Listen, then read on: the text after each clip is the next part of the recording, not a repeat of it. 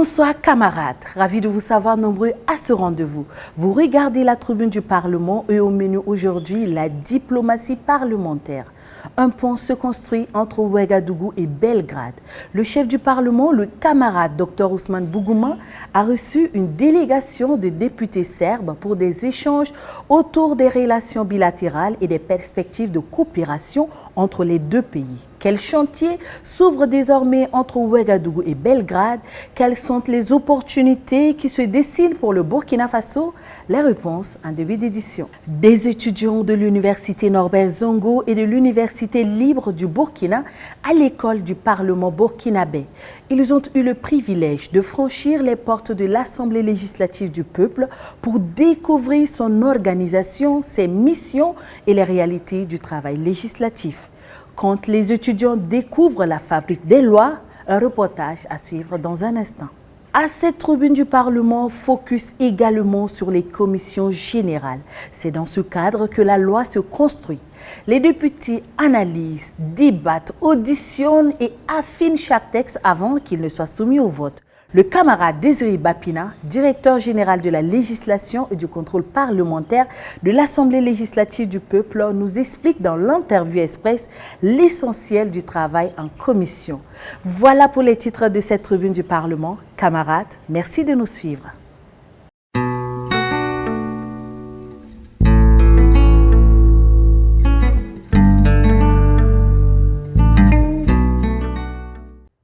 La diplomatie est en marche au Parlement burkinabé.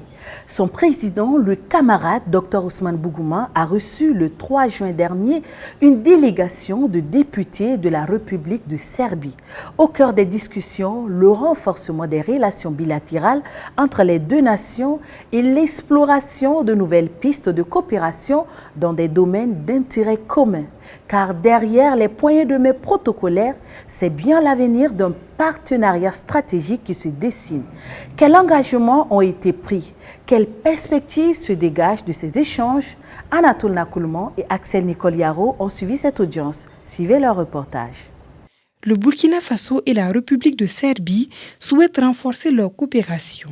Dans cette perspective, une délégation serbe conduite par le député Slavenko Ristic, également dirigeant d'une entreprise spécialisée dans les technologies de la défense, a été reçu par le président de l'Assemblée législative du peuple, le Dr Ousmane Bougouma. Cette rencontre a permis d'examiner les opportunités de collaboration entre les deux pays, notamment en matière de coopération parlementaire. Nous sommes là pour une coopération internationale parce que nous croyons en votre pays, nous croyons en votre capacité et nous croyons que votre pays sera très grand demain. Les échanges ont porté sur les enjeux de défense et de sécurité, ainsi que sur les possibilités de partenariat dans plusieurs domaines d'intérêt commun. Essentiellement, nous avons abordé le domaine de la défense et la sécurité, parce que comme vous le savez, tout sans sécurité, il n'y a pas de paix, et sans paix, il n'y a pas de développement économique. Nous avons abordé ces différents aspects. Également, nous prévoyons collaborer dans le domaine de l'agriculture, et dans le domaine de la formation, de l'éducation et dans le domaine également du transfert de compétences. Au terme de l'audience, la délégation serbe a réitéré son engagement à développer des initiatives conjointes avec le Burkina Faso. Les discussions ont également souligné l'importance du partage d'expériences et du renforcement des partenariats entre les deux pays. L'Assemblée législative du peuple a également ouvert ses portes, mais cette fois-ci aux étudiants de l'université Norbert Zongo et de l'université libre du Burkina. Pendant leur visite, ils ont pu découvrir de visu l'organisation de l'institution, ses missions fondamentales et surtout les réalités concrètes du travail législatif. Une expérience citoyenne et enrichissante à la fois pédagogique et humaine. Innocent Darankoum, Idrissa Warga et Alizeta Nakanabo Kwanda vous amènent dans les coulisses de cette immersion. Mieux comprendre les institutions du Burkina Faso. C'est l'objectif des visites d'immersion effectuées à l'Assemblée législative du peuple par des étudiants de l'université Norbert Zongo et de l'université libre du Burkina Faso. Nous avons quitté depuis Koulougou. Nous nourrissions cette idée il y a longtemps parce qu'il y a beaucoup de choses que nous ignorons de notre pays. Pour nous qui sommes anciens juridiques et politiques et qui sommes amenés sûrement demain à occuper les responsabilités, il faut vraiment s'imprégner. Il faut savoir à quoi s'attendre avec le métier. Il faut avoir les bases du métier dès maintenant. Au cours de leur visite, les étudiants ont découvert l'histoire, les missions et le fonctionnement du Parlement. Guidés par le service des relations publiques, ils ont également visité l'hémicycle et échangé sur le travail législatif. Nous ignorons beaucoup de choses concernant par exemple les présidents qui se sont succédés. On a appris qu'avant on parlait de conseil et de conseil on a parlé de l'Assemblée du peuple et ainsi de suite jusqu'à l'Assemblée nationale. Et on voit que c'est vraiment des leaders qui se sont succédés et chacun aussi a marqué son époque. Nous avons appris par exemple que c'est lors des plénières exclusivement que les lois sont votées.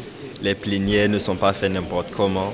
Et également il y a un processus dans le vote du budget. Il y a différentes commissions qui sont constituées à l'Assemblée ici. Une expérience enrichissante qui leur a permis de rapprocher les connaissances théoriques des réalités institutionnelles et de mieux comprendre le Parlement burkinabé.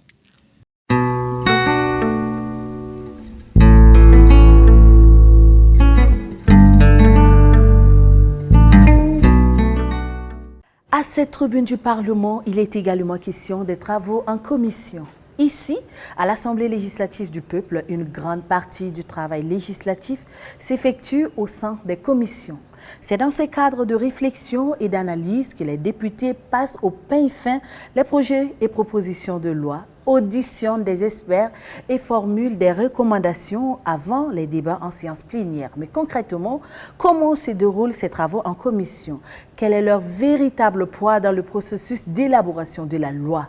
Pour mieux comprendre ce maillon essentiel de l'activité parlementaire, nous recevons dans l'interview express du jour le camarade Désiré Bapina, directeur général de la législation et du contrôle parlementaire de l'Assemblée législative du peuple. Il répond aux questions de Salimata Gaïla Barou. Dans le fonctionnement du Parlement, que recouvrent concrètement les travaux en commission? Les travaux en commission regroupent un certain nombre d'activités dans le cadre de l'examen d'un projet de loi. Il s'agit notamment de l'appropriation du projet de loi, de l'audition des acteurs et de l'audition du gouvernement. Et comment se déroulent de manière générale ces travaux-là depuis l'examen d'un projet de loi ou d'un texte jusqu'à l'adoption de ses conclusions? Que la commission soit saisie pour avis ou dans le fond, il y a une séance d'appropriation au cours de laquelle les députés membres de la commission essayent de comprendre le contenu, c'est-à-dire la lettre et l'esprit du projet de loi. Après cette phase d'appropriation, les députés, conformément au règlement du Parlement, peuvent décider d'auditionner un certain nombre d'acteurs. Ça peut être des personnes physiques ou des personnes morales qui sont concernés par le projet de texte.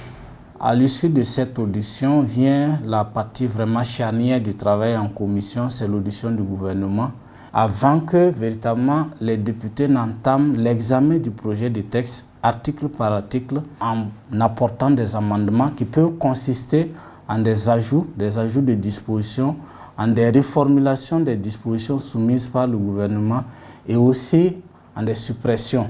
À l'issue de cette étape, généralement, les députés suspendent les travaux et reviennent plus tard pour adopter le rapport de la commission, qui est ce document-là par lequel les députés présentent à la séance plénière de l'Assemblée l'ensemble du travail qu'ils ont conduit durant la période qui leur a été accordée pour l'examen du projet de texte. Quelle est donc l'importance des travaux en commission dans le processus d'élaboration et d'adoption de la loi? Alors l'importance, c'est véritablement mettre le dossier en état d'être examiné en séance plénière. Il s'agit pour les députés véritablement de passer au peigne fin le document qui leur a été soumis avant d'aller vers les acteurs qui sont conviés à des auditions par la commission. Il y a eu des projets de loi pour lesquels les députés ont apporté des centaines d'amendements. Il s'agit d'améliorations apportées au projet de texte déposé par le gouvernement. À vous écouter, DG, il y a beaucoup de discussions qui se mènent entre les députés et les personnes auditionnées. Comment est-ce que ces débats se mènent et comment ils parviennent à un consensus? Dans les travaux en commission, c'est le consensus qui est recherché. Il est très rare d'aller jusqu'au vote pour la prise de décision. Pour les acteurs, généralement, il n'y a pas de vote, il n'y a pas de prise de décision qui s'engage. Ils viennent pour partager leur avis, pour partager leur contribution à l'amélioration du projet de texte. Mais lorsqu'il s'agit du rapport de la commission ou des textes issus, généralement, les commissaires travaillent à procéder par consensus et conviennent des dispositions qu'il faut adopter dans le texte issu de la commission.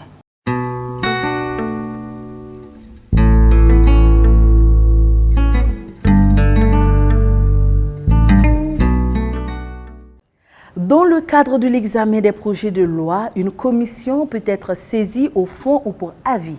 Le vocable parlementaire de ce jour s'intéresse à cette dernière. Est-ce une simple formalité ou un véritable levier d'influence sur le texte de loi? Quelles sont les prérogatives d'une telle commission?